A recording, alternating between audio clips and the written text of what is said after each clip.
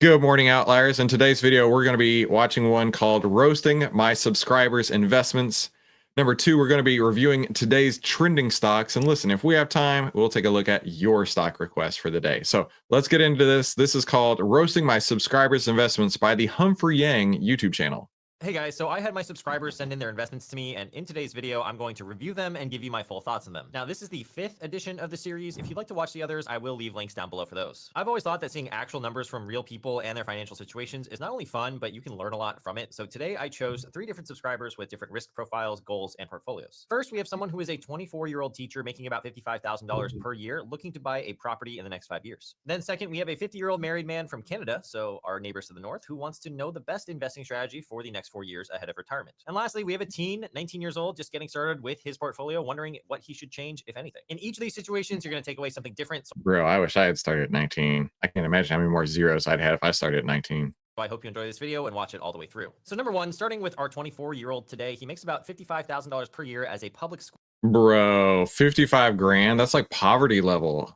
Like, of course, I'm exaggerating a little bit, but still, like, bro, how does anybody get by on that? School teacher in a low cost of living area in the state of Alabama. It's also interesting to note that he is recently married at the young age of 24, which is pretty crazy because he was probably born in the year 2000 or 2001. Okay, so young age of 24 being married. I actually got married to my college sweetheart at the ripe old age of 22.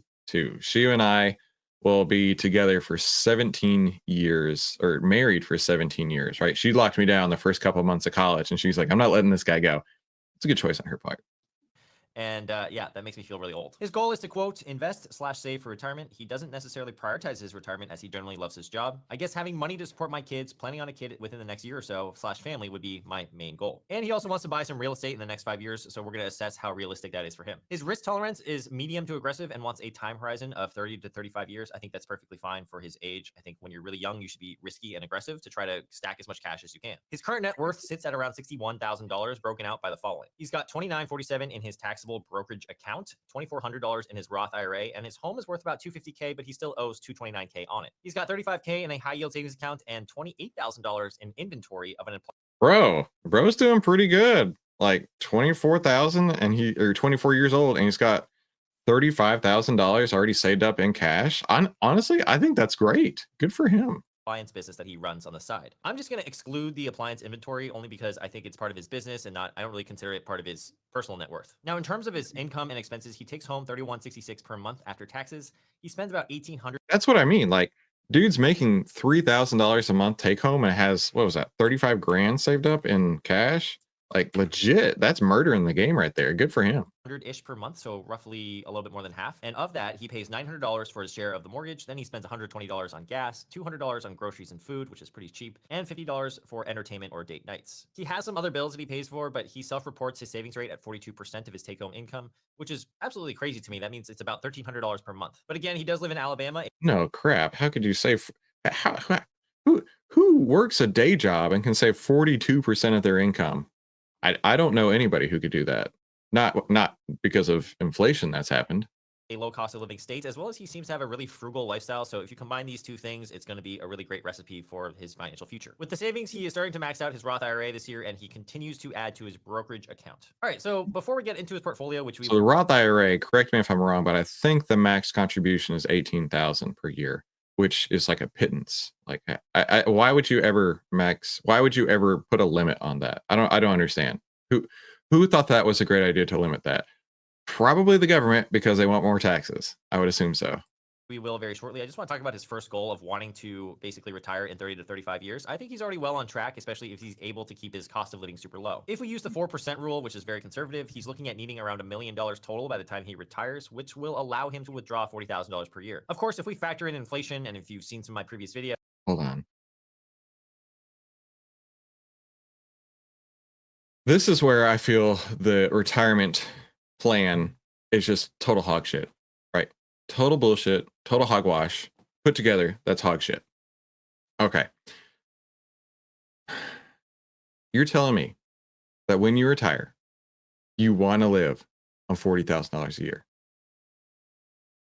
right? So what you're saying is, in 35 years from now, all the scrimping, saving, sacrifices, everything that you've put into it, you're going to live on, and at that point, that will be poverty level, about poverty level income.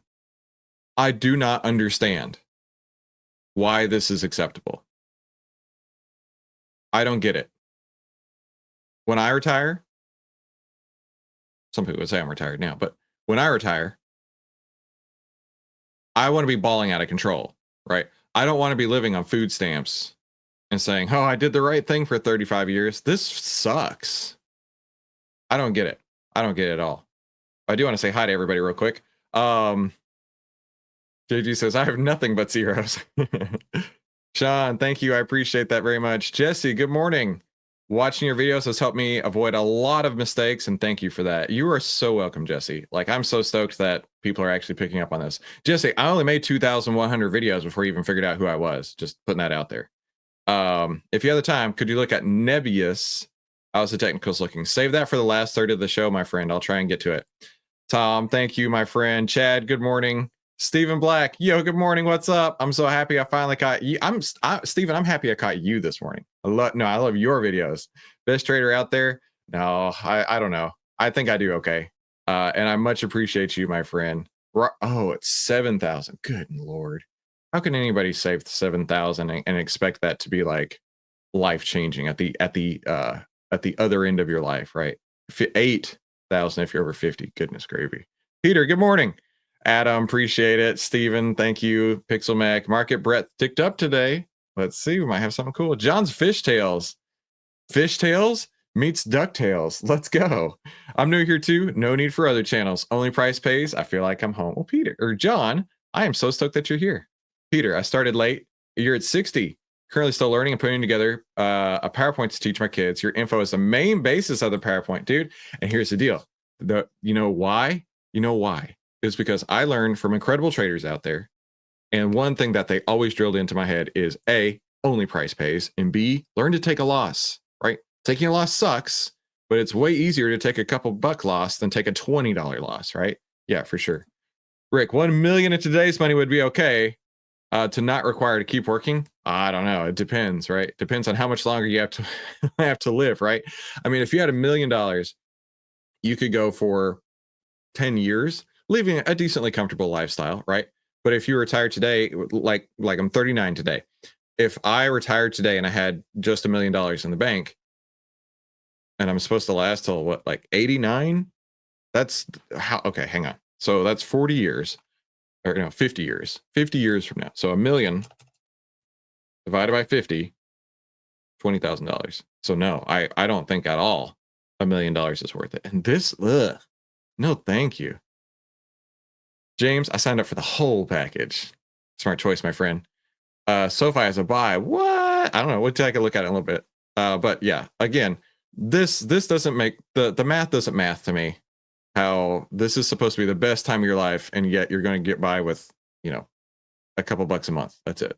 Which will allow him to withdraw $40,000 per year. Of course, if we factor in inflation, and if you've seen some of my previous videos, by the time he retires, $1 million of purchasing power is going to be closer to around the $3 million mark that he'll need by the time he retires. But I will also assume that his wages should go up over time, as well as the fact that his investments are going to compound really nicely, that he'll probably reach that mark. All right, let's take a look at his portfolio and see what's under the hood. So in his Roth IRA, 95% of the account value is comprised of VOO and VTI, which are great picks. These are excellent index funds that track the S&P 500 and the total stock market index. He holds a multitude of other smaller ETFs between $7 and $50 in each position.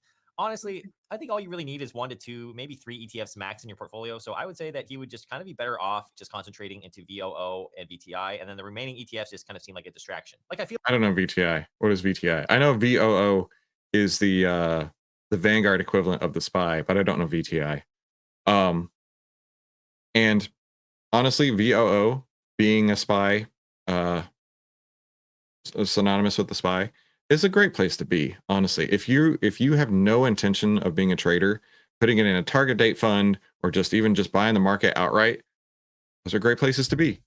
feel like there were attempts to diversify, but really had no purpose here. I could see this leading him to perhaps misallocate future money into too many of these distraction ETFs in the future, just because they're simply already in the Roth IRA. He might feel like, oh, I should put some money towards them. I would highly discourage that, though. I think it's just easier to already just concentrate into the ETFs that you have, and VOO and VTI already give you a ton of diversification across the broad stock market. In his brokerage account, he holds 11 individual stocks, and he started this portfolio last year just by buying individual stocks that he believed would still be around in 40 years. So Bank of America, JP Morgan, Apple, Nike, Coca-Cola, Amazon, Nvidia. Oh no, Nike. That's one of the Jeremy stock picks. That's funny. Coke is interesting. Let's go look at Coke real quick.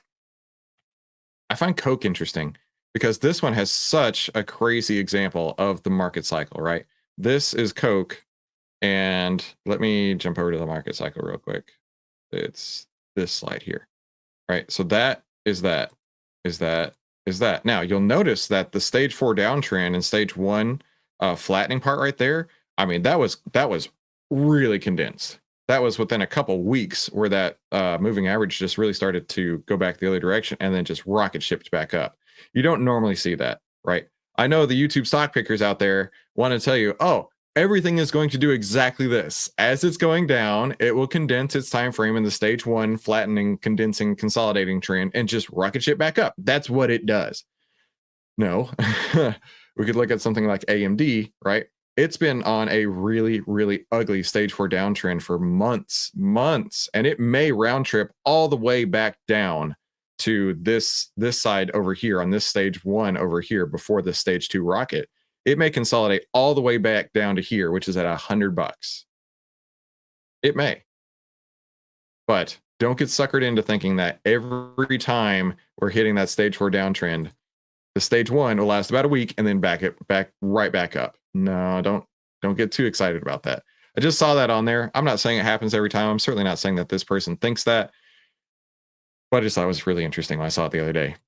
Uber, American Express, Tesla, and Microsoft. With his brokerage account, I do agree with him here that I think these companies will likely still be here in 40 years. Like I still see JP Morgan being around in 40 or maybe even 100 years from now. So these picks, I feel like they're okay. At his current holding, just because you believe they'll be here in 40 or 100 years doesn't necessarily mean that they're a great stock to own, right? They can be a great company, but a terrible investment. They could be an incredible investment and a total dog shit company. We all know the deal here. We all know where I'm going with this, right? Only price pays. So it can be the absolute most fantastic company you've ever heard of, and you want to give them all of your money as a customer. But if the stock price is not reflective of that, doesn't matter. Doesn't matter at all. Holdings, I would say he is moderately aggressive in his portfolio. And if I'm going to criticize him here right now, I think he holds more individual stocks than he does in ETFs in terms of dollar amounts. So I personally like to see that split closer to 50-50, if not more in favor of ETFs long term. I feel like with the way his finances are going, he has a really good chance of retiring on time, if not earlier, if he just keeps continuing what he's been doing for this year or year and a half that he's been investing already. Sometimes I see young people want to take huge swings in the market because they feel like they want to get rich as soon as possible. But honestly, there's also a lot of power in knowing that as long as you stay consistent throughout your life with what you're doing, you'll probably be just fine. And that's what I see with this person's profile. In a dream scenario, I wish all these stocks were held in the Roth. So I kind of wish that he kind of flip-flopped his accounts in terms of his holdings, but that's okay for now. I think as he moves forward, maybe he can try that strategy out. If he's able to keep maxing out his Roth IRA for his time horizon, just that alone will be worth $1.2 million by the time he needs it, assuming he gets the average 8% return in the markets. Let's talk about his second. So if he maxes out the Roth, he's 24 years old. The best case scenario he could come out with is 1.2 million 30 years from now. That's so disheartening. I know that, like, I know a lot of people probably hear what I'm saying and they're like, what the hell? But like, legitimately, 30 years from now, $1.2 million would be equivalent to like 300,000 today. That was his math earlier. He'd say you need 3 million to be equivalent to that 1 million. So I'm just using the opposite direction. That's not going to help you survive for the next 30, 40 years on that. It just doesn't make sense to me. Doesn't at all. Let me continue to say hi to everybody. Good morning, Nathan. JAMA, 50 years need 5 million, probably 6 or 7 due to currency deflation. Yeah, for sure. Oh, VTI has a total stock index. Okay, so like a SPY type thing, right? Nicholas stock down 50%. Yeah. Jay, good morning. I have a question, and I don't know if this is a bad question. There are no bad questions, my friend. How do we know which time scale to look at when looking at buy signals? I'm still learning. Oh, no problem, dude. Check it out. So this is a daily chart. I only use daily charts, except for one instance where I will day trade out of a stock. I only look at daily charts, right? And it doesn't matter. Let me make this bigger for you. It doesn't matter if you go like, 2 years out or whatever, or zoom in to just 2 weeks out, right? The 10, 20, 50 will always play out. And this is on the daily charts. And in my opinion, these are the most important charts out there.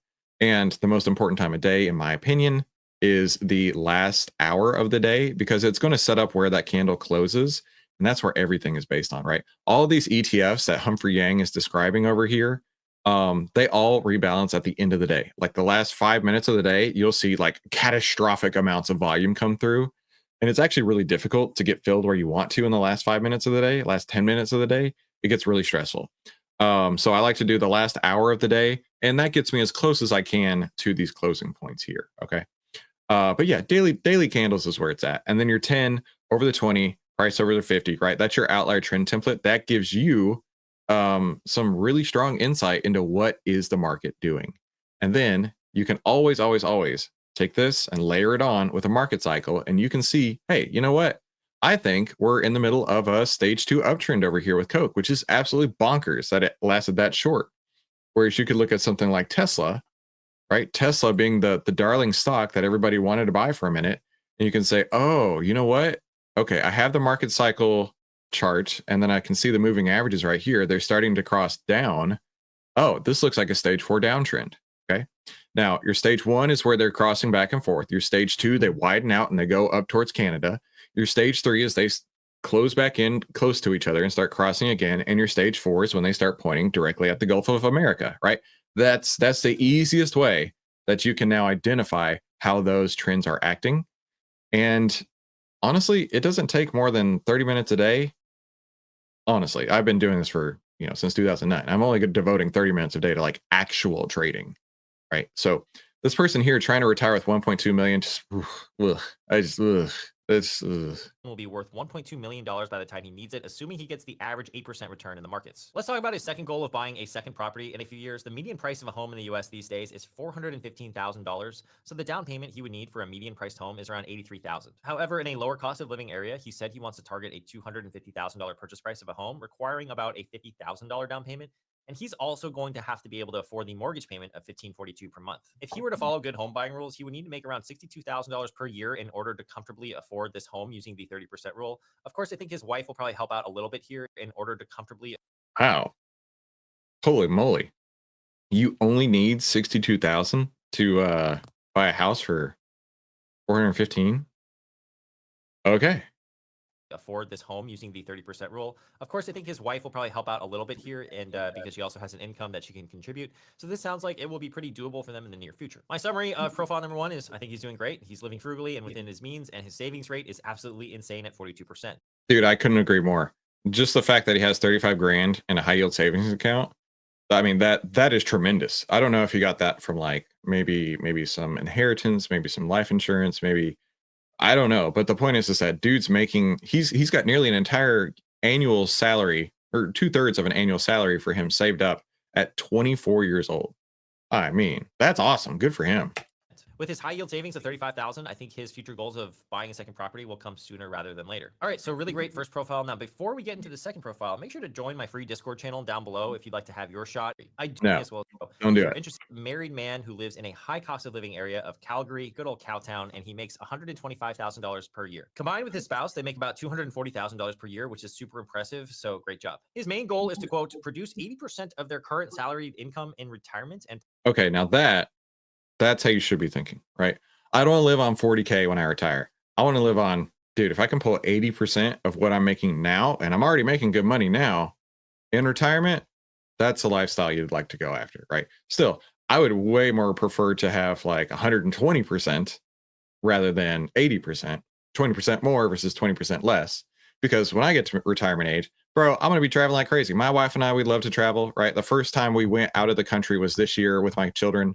And we went to, or I'm sorry, last year, we went to Scotland and Ireland, and my kids were all on board with it. And I'm like, dude, we need to start doing this more often, right? So I would much rather have more income in retirement than less. Now, I get the whole tax base around it, right? But who cares, right? You only got one life to live. All out of control. part of this strategy is that he wants to own 2 properties with one of the properties producing rental income. So let's first do the math there. If he wants 80% of their current income in retirement passively, that would be about $192,000 per year that they need to target. That means he'll need a total balance of Dude, that's good living. All right, that's really good living. 192,000. That's 5 times more than the last guy, right? Like this guy at 50 years old, he gets it. around $2 million at a 10% return yearly, or at an 8% return around $2.4 million. That's if he wanted to just live off an investment portfolio, but in reality, he actually told me that he will have about 5 to 6 alternative income streams that can help supplement his investment portfolio in the future, and we'll talk about that later. His risk tolerance is described as medium to aggressive, and he has about 15 years for his time horizon since he wants to retire at the age of 65. His current net worth includes a primary residence valued at $650,000 and a piece of property, so just a parcel of land, that was valued at $180K. In addition to his investments, that means his net worth is just around $1 million right now. In terms of their income and expenses, they take home about $10,000. Ooh, I would say $1 million at age 50 is a bit under where he might want to be. Hey, real quick, let me introduce myself. I know I'm just some random guy on the internet, but I feel like I should introduce myself once I find the slide. My name is Christopher Yule. I've twice, oh geez, I just blew right through it. My name is Christopher Yule. I've twice been awarded top 100 people in finance. I was mentored by 5 of the market wizards, the best traders of all time. I've been successfully trading since 2009. And this is where we save time, make money, and start winning with less risk together as a team. And of course, we're going to look at some trending stocks here in a minute after the video. But let me say hi to the chat again. Let me scroll up. Bjorn, good to see you. Nick, Nike got a buy signal. We can take a look at that. Morning, brother. Morning to you, my friend. Steven, I plan on being a millionaire in the next 2 years. Dude, let's go, right? Speak it into existence. Good morning, Nico. Peter, the profile shown was me before Outlier. Buy and hold forever. Mindset has completely changed. Yeah, the mindset of only price pays. Thoughts on SMCI? We can take a look at it. David, how you doing? My first time making a live. It's a little early here, but I'm happy to finally make it. Dude, make this a part of your day. Set an alarm. Get your coffee ready. Let's do it. Makes sense. You're welcome. You're welcome. Gulf of America. That's right. Gulf of America is a real place. Tom, good morning, Tom. Also excited regarding our new idea. Let's develop it. Email me later. Yes, actually, I'd planned to email you later today to try and figure out when we can start coordinating that first episode there. Talk to some of my partners in Outlier, and we came up with a couple things too. So excited as well. Let's see. Less politics, more money. Bro, you have no idea. Politics drive money, my friend. You love this stuff. Why would you ever retire? I don't know. My kids asked me one day. I remember I was sitting on the couch, and my older son walked by, and he was like, "Hey, Dad, when are you going to stop trading?" And I was like, "When I stop breathing. Like, this is what I do. This is what I was put on Earth to do.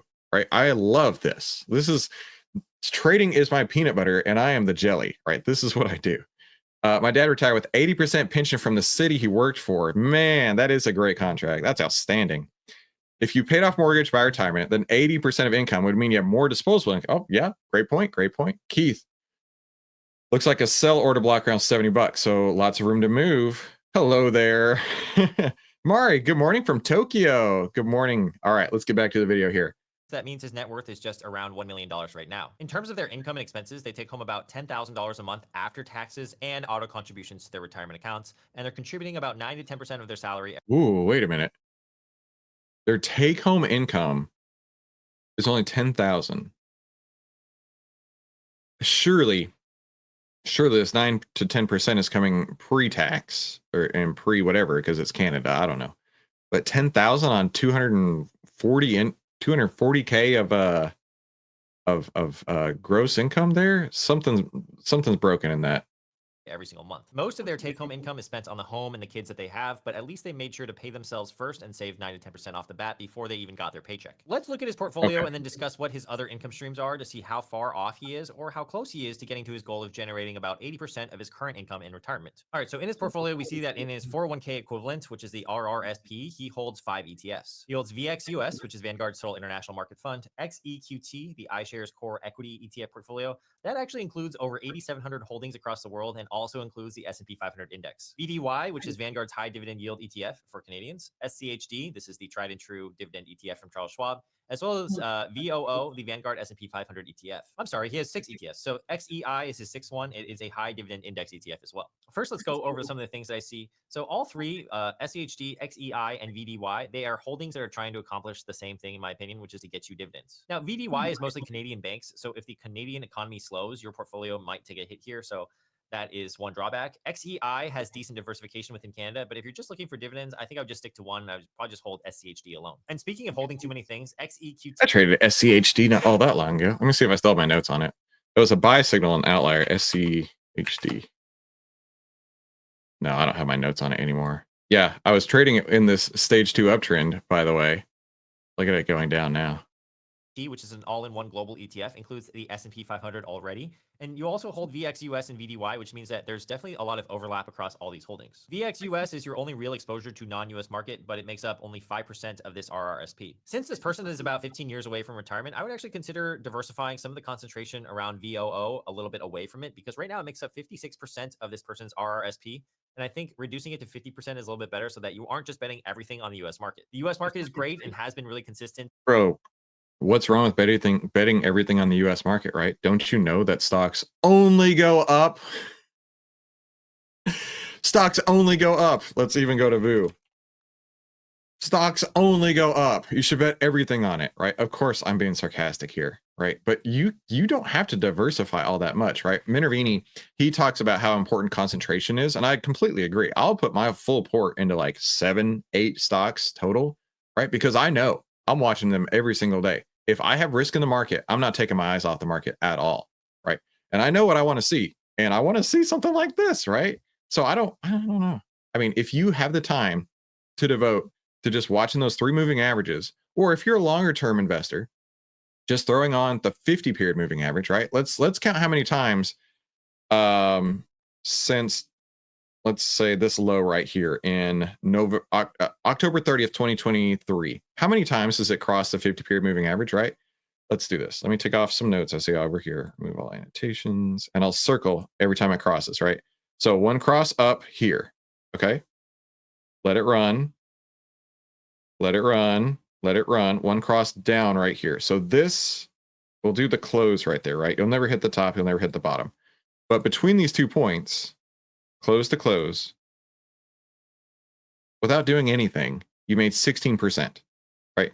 And you didn't do anything for 5 months. You didn't do a damn thing for 5 months, and you made 16% of your return. Now, some people would say you're good for 2 years at that point with an 8% annual return on the market. But let's see if we can beat that. All right, let's see. How many times did it cross over the 50? Now we'll have to zoom in here a little bit. It looks like it crossed here once, close to close, and then it took out the other way. Oh. If you aren't okay with giving up a buck or two to make 64 on the other side, right? $64 up is what this says right here. And you would have lost close to close 5. I feel like that's a good risk to return right there. But you know what? I bet we could do even better. So the first close over the 20, or the 50, I should say. Right. And I'm trying to put this in long-term investor perspective. You don't have to trade all that often, right? And when's the next time it closes under the 50 again? Bam, right there. Right there. Right. So now how much was that gain? Only another $27. So far, keep track. We're up 64, down 5. Now we're up 27, and we've made 3 total trades in the span of a year. 3 total trades. Now it came back up, closed over, and came back down. You might not have gotten out here at the best point. So let's say you got out right here. Let's just say, for example, that you didn't close above, but you closed under. And close to close, that would got you down 10. That's okay. I just made 27 right before that, so I could lose 10 on that. I'm okay with that. Next, let's go for this one here. 1 candle over the 50. And then let's say you weren't able to get out here, and you got out on this side here. Close to close.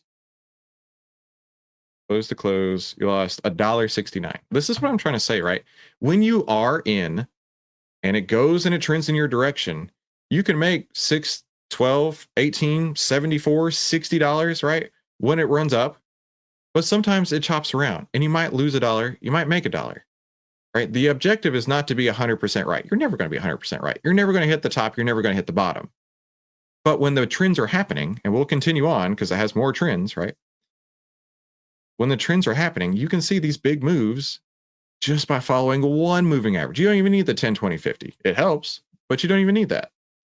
So let's continue on. So we've got one right here. And then a close under right here. Right, so that was how much? Close to close. Another $18. Sweet. No problem. Oh, look, it closed right back over the next day. That's okay. That's what I'm trying to tell you is if it closes and you get out, you can always get right back in. And then the next time it closes under, right here. Now, of course, you didn't catch that top right there, and you're never gonna, but that's okay. Close to close. You made another $14. And then you would have been chopped up here a little bit, but you get the point, right? You might have made a couple bucks, you might have lost a couple bucks during this time right here. So let's count how many trades we would have made and how much money we would have earned, right? So from this point here, the first close over the 50 period in October to April, $64. So, well, I tell you what, let's use percentages. Let's use the percentages. I think that'll be more interesting. 16% gain, 16.1. Then your second trade, you lost 1.16 minus 1.16. Okay. The next trade, you made 5.85. The next trade, you lost 2.08. The next trade, you lost 0.388, 0.338, right? The next trade you made 3.59, and the next trade after that, you made 2.688.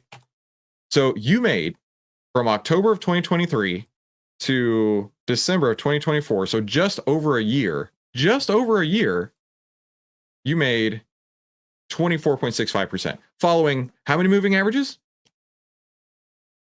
One moving average. Now, of course, it was in an uptrend, but imagine this. Imagine it's trending down. And instead of putting on 5 or 6 trades in a whole year, you put on 0 trades in a whole year. And while the market is down, right, like in 2022, when the market's going down, you didn't lose any money, right? You weren't following the market down 20-something%. You're sitting on the gain you made from the year prior at over 24, nearly 25%. It actually can be that easy. I know it sounds crazy. Well, Chris, what do you mean? Time in the market is better than timing the market. Okay. You do you, right? Now, you can, of course, you can go into Outlier and follow the buy and sell signals on here too, but I'm just trying to give you a little perspective here. It doesn't have to be ultra difficult, right?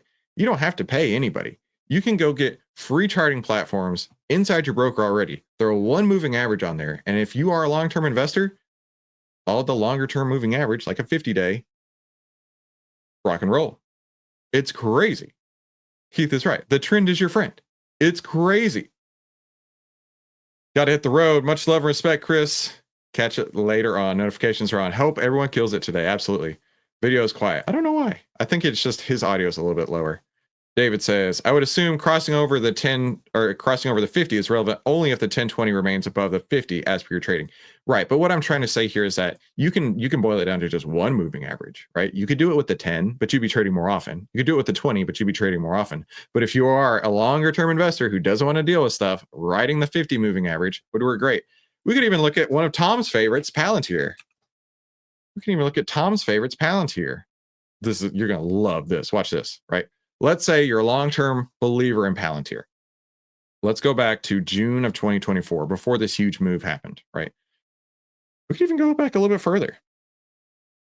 We'll even go back a little bit further. February of 2024, right? The first close over right here. To save time, I won't draw all the circles, but the first close over right here, close, and the first close under it was right there. So you made 93 cents. Not so bad, not so bad. Right? So the first close over the 50 and the first close under the 50, you made 94 cents. It could have been better, but you know what? No stress. Let's try that again. You got a couple choppies right here. Maybe you lost a couple, maybe lose a couple. This one right here, right? First close over was this one. And then it went up and it went right back down. And that's okay. You lost a buck, whatever, right? Now it gets juicy, right? Your first close over right here. And we can't see the future, right? So we're just following a close over the red line. Okay, first close under. You made $2 on that. So you're still up. You're net up on the trade. All right. And we've just started. And then first close over. Oh, wait a minute. Wait a minute. Hold tight. Wait, hold on. How far do I have to zoom on this one? Good gravy. Hold on 2 seconds here. First close under was actually right here. So on that one move, you made 142%. This is how the game is played. You might make a couple bucks here and there, right? You might make $1, you might lose $1, whatever. But when the trend runs, that is what we're talking about. Following one moving average. And then it actually gets better, if you can believe it. It actually gets better because, you know what? It closed right back over 2 days later and is already rocking and rolling. I don't know when it's going to cross back under that 50, but as of right now, you'd be up an additional 82%. So you caught 142% move and an additional 82% move. And you know what? During that whole time, you didn't have to follow any downtrends. Not one whatsoever. So let's change gears a little bit. Subscribe if you haven't already. Don't forget only price pays. But let's rank the video real quick. Let's rank the video. Now, remember, I didn't get through all of it, but he's got a different perspective. I'll give him that. I feel like he pulled in a lot of good financial sound advice. I would be more on the train of trying to maximize gains and minimize losses versus just DCF into whatever or DCA into whatever. I'm going to throw it into 6. I'm going to throw it into 6. I can't take anything away from him. It's decent financial knowledge, but to tell people like, oh, get stoked about that $1 million you're going to have to live on for the next 30 years. $1 million sounds like a lot until you have to make it last 30 years. And then it doesn't quite feel all that great. So I'm going to throw a 6. Safi. Nobody gets a 7. All right. We already talked about this. You know the drill. No one gets a 7. Okay. You have to. It's a thing, right? Everybody wants to give a 7 on everything. No, but when the 7 is eliminated, now we got to get juicy. Nobody gets a 7. Dang it. 7.5, I can live with at the moment. I can live with that one. 6, 4, 5, 5, 6, 6. I didn't learn anything. That's okay. Nathan, I know you know a ton of stuff already, but somebody didn't. Somebody learned something, right? 6, 6.2, jinx. 6. Gotta learn something to get over a 5. Okay, gotcha. 5s and 6. Let's do this real quick. Let's take a look at our trending stocks. But before we do that, don't forget you can save 61% on the Outlier annual pass. And all you have to do is email us over at support@outlier.com if you already have a monthly trial, and we'll get you upgraded from there. So, of course, tell me what you're trading in the chat while we do this, and let's go look at some of these trending stocks of the day. First one, SMCI. I know somebody asked about SMCI earlier. Good timing on that. So let's go to SMCI.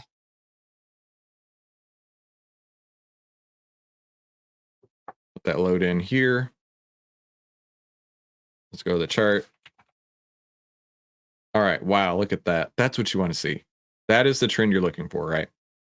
And let's look here.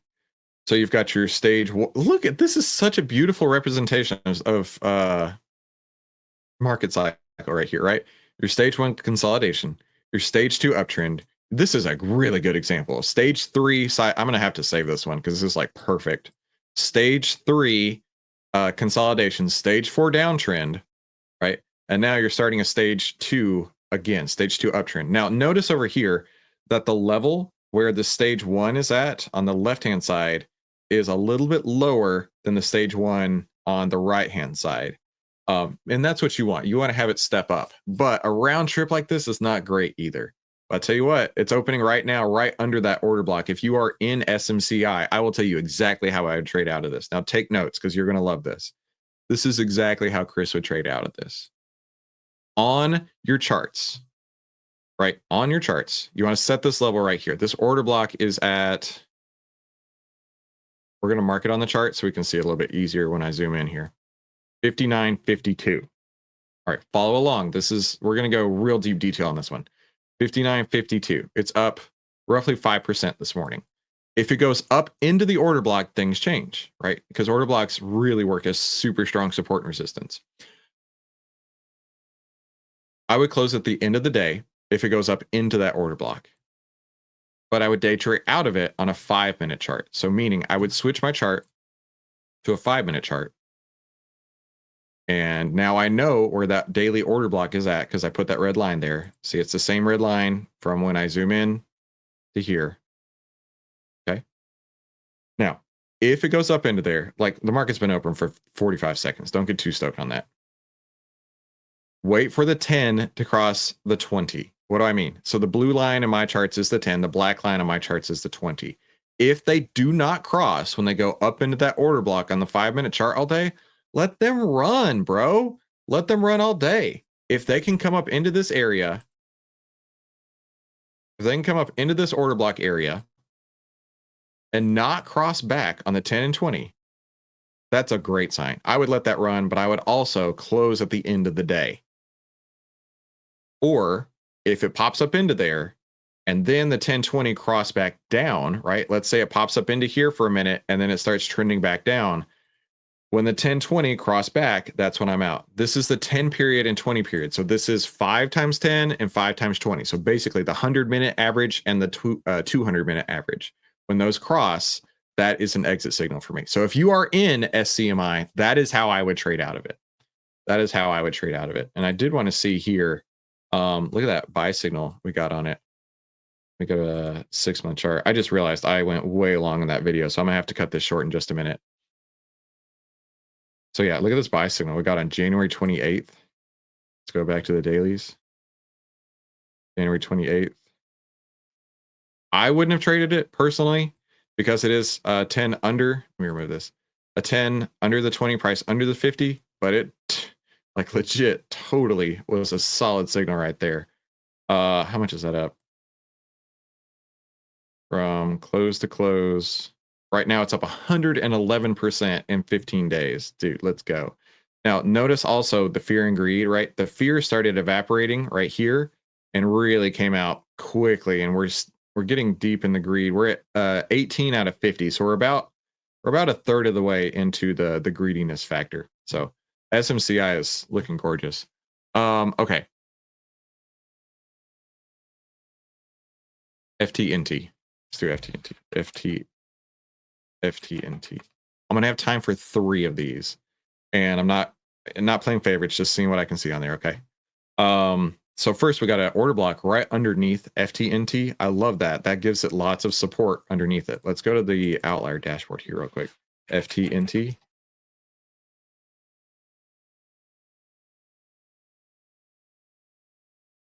Okay, we got that buy signal. Let me zoom in on the 6 months. We got that buy signal on January 27th. There we go. Your 10 over to 20, price over the 50. I would be interested in that when it happened. Let's see from then to now. 17% in the span of just a few days. That's pretty awesome. I mean, this looks great. And especially since it built a bullish order block underneath it as support. I like that. Blew right through earnings, right? That's something that you want to see as it continues on blowing past earnings. Let's look at the heat map here. So started out at a R4. For me, my exits when it starts in a R. Let me find the slide real quick. When it starts in an R, any red, I'll exit at G13. So you probably made more money than me if I would have traded this. So R4. And so I'm looking at this value over here.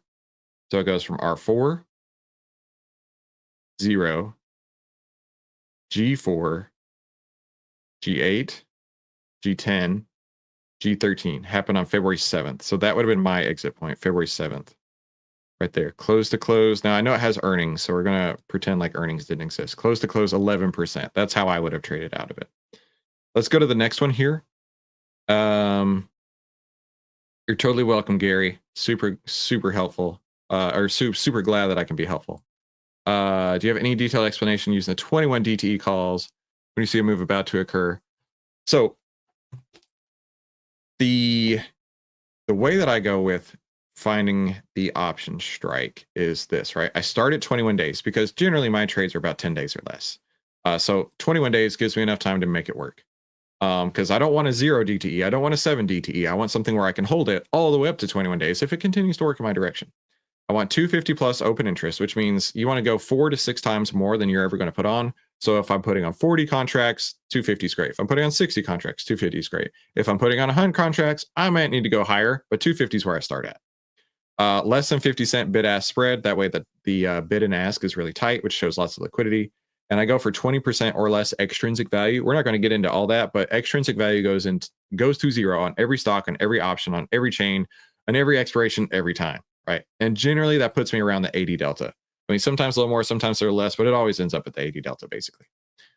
Let's look at Celsius. Opened up 10%. A good day for Jeremy Starks. Let's take a look at Celsius. CELH. CELH. We have one more after this, and I got to bounce. CELH opened up 10% this morning, coming right up into earnings. Now, this is something to keep in mind, right? One day is not a trend. Okay. Your trend has been down for a long, long, long time. One day, I mean, it barely closed over the 10 period yesterday. One day is not a trend. But your 10, 20, 50 might start chasing the other direction. And if it does, what does that mean? We might be seeing the beginning of a stage one. Stage one meaning the consolidation before the stage two. So could be good, but it's got earnings here, which earnings are a huge, huge, huge risk, especially on Jeremy stocks. Oh, appreciate it. Thank you. Thank you, Native Ginger. And then let's do Meta. Let's do Meta, because in the last couple days, I'm so stoked I get to use this graphic. That's why I picked it. I couldn't help myself. Meta's been monkey hammered the last couple days. Check it out. But let's say if you're following that 10 period moving average, you know, we talked about earlier that 50 period moving average, right? Let's say if you're following the 10, when did it even cross under the 10? Right? So it crossed over here, and I thought it was actually going to close under it yesterday. Might close under it today. We'll see by the end of the day. It's 15%, right? That's your trend right there. That's a beautiful trend. But getting monkey hammered right here. Let's go into the outlier dashboard. Oh, I didn't even get to check on Celsius. There's Celsius right there. Look at the amount of fear, right? The fear value on Celsius is all the way down at like 31. That's a lot of fear in there. Now you'll notice a couple buy signals recently right here. I look at those as a buy signal within a downtrend, as a buy to close. Imagine you had sold the stock short. That would be a buy to close. Imagine you had puts that you put on the sell signal. That would be a time to close the puts. That's how I look at that in a downtrend. Let's do Meta, and we're going to bounce. The monkey hammer makes him laugh every time. Same. I literally laughed right when Chris did it. He just sold Meta puts and made 25% because only price pays. Oh, we got a sell signal up here. Now, a sell signal with an uptrend is exactly what you would expect, right? A sell to close, not a sell to start going short. But Adam did great. Good job, Adam. Oh, look at Meta up here, right? So it really ran up high on all that greed. We're looking at a greed score of 32 right now. It's definitely flattened out. The whole sector has been getting really greedy as well, which makes me nervous, right? The further that this stretches, I look at it like a rubber band, the harder it can snap back. We got that sell signal today, in fact. Yeah, today we got that sell signal. So I would definitely be watching.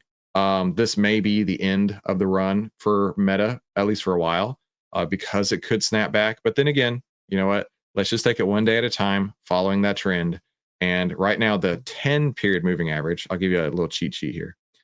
I got this from Steve Burns. I absolutely ripped it off of him. The 10 period moving average is the short-term trend. A close under the 10 period moving average means the short-term trend is going to be down. So that's going to wrap it for me today. But of course, in the chat, tell me what you're trading. And remember that only price pays. Be sure to come back tomorrow where we'll help you save time, make money, and start winning with less risk together as a team. YouTube is going to pop up a couple recommended videos. I recommend you watch one of those. And I also recommend you have a fantastic day. We'll talk soon.